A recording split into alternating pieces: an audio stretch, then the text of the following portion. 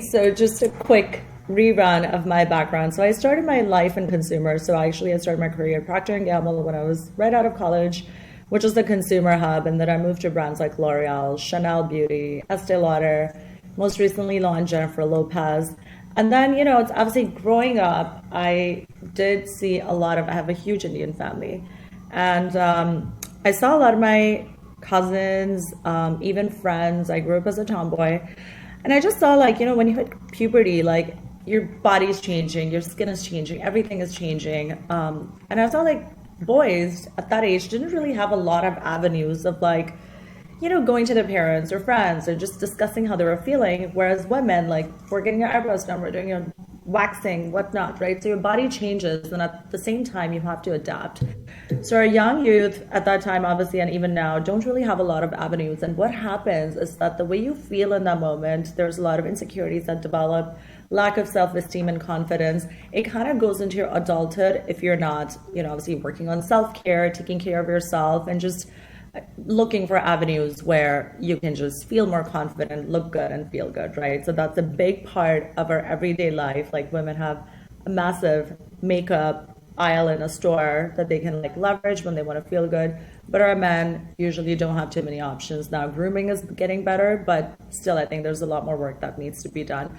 So that was really my inspiration when I was in these large beauty companies. I thought there's so many products that are out there for females, but we're not doing much for our male youth. And so I wanted to create something that really is made for them. So what I did was I actually seeked out, before we built a brand, we seeked out what our consumers wanted, and we built exactly that. Nice. I absolutely love that. I would love to hear more of what that process went when you're trying to find that information. And I imagine probably one of the biggest things we learn from business entrepreneurship is that you want to make sure you're fulfilling a gap and helping out a need. Obviously, there's a need. How were you able to kind of maybe, further understand that, hey, this is definitely something we want to take a ball and kind of run with?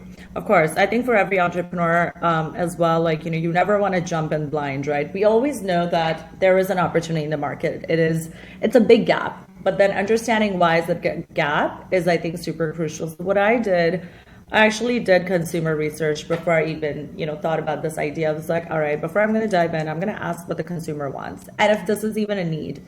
So I researched US customers and I asked them exactly why do they use skincare, why do they don't, if they don't, and what would make them feel good about themselves, right? Just quick fixes.